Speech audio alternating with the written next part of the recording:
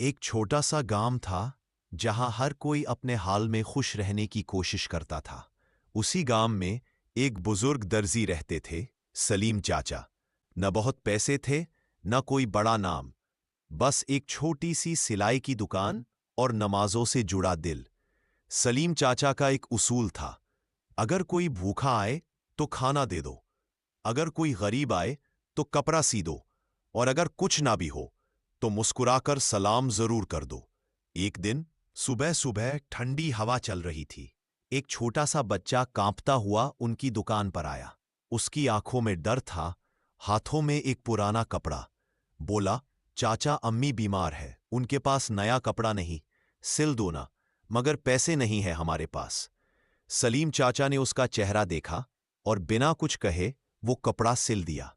जब बच्चा जाने लगा तो बोले, बेटा अल्लाह के नाम पर लिया है, अल्लाह ही देगा इसका बदला। वो बच्चा चला गया। सलीम ने उस दिन भी खुद कुछ नहीं खाया। घर पहुंचे तो बीमार बीवी बिस्तर पर पड़ी थी।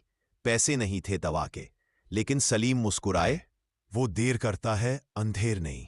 3 दिन तक काम नहीं चला। घर में राशन खत्म, बीवी की हालत बिगड़ती जा रही थी, लेकिन सलीम का यकीन नहीं टूटा। चौथे दिन एक बड़ी गाड़ी दुकान के सामने आकर रुकी।